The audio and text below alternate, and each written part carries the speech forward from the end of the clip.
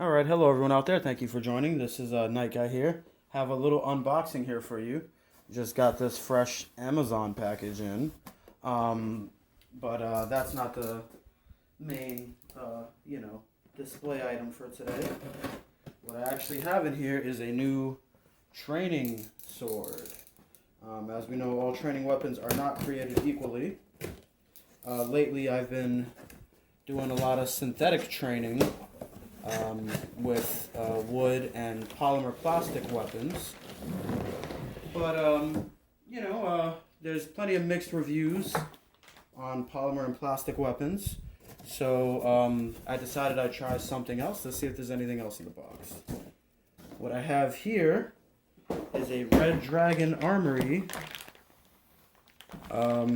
nylon sparring sword, long sword here, with the silver paint job for the blade.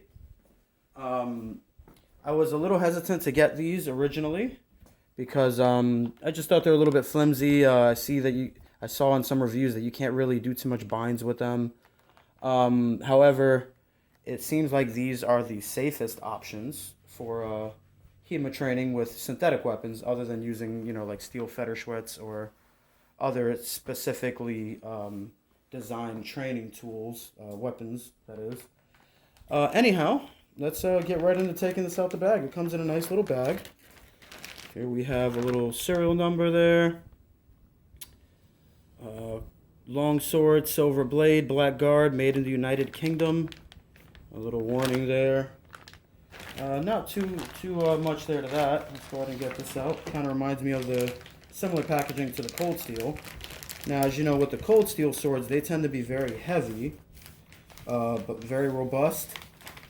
But, what I like about them is that they just won't quit. That's the main selling factor of those.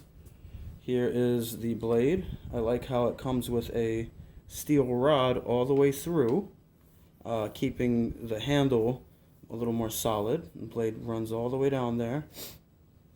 I think this was about 36 inches. Definitely has a really, really good flex to it. So I could see that should be pretty safe.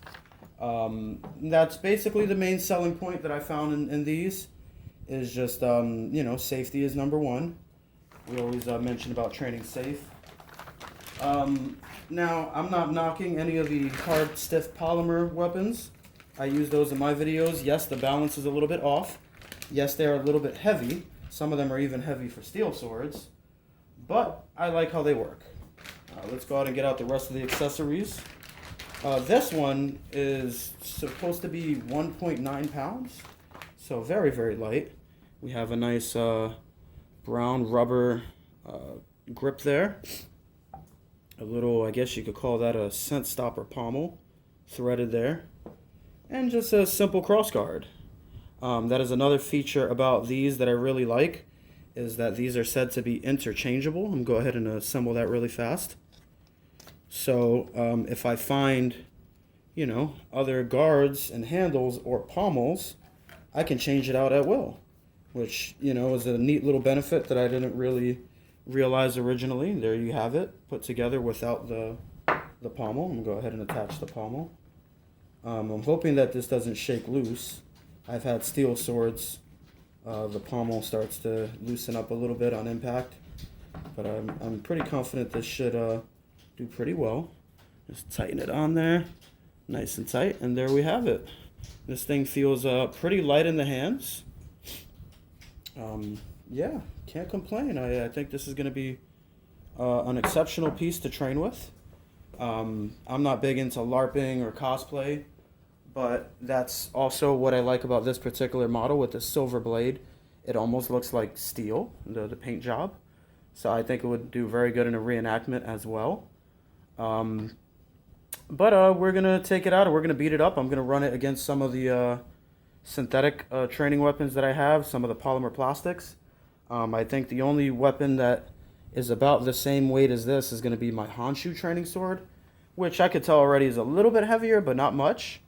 The balance on this thing was another thing that I was really looking forward to. It's said to be 5 to 6 inches from the hilt or the handle. And it seems about right.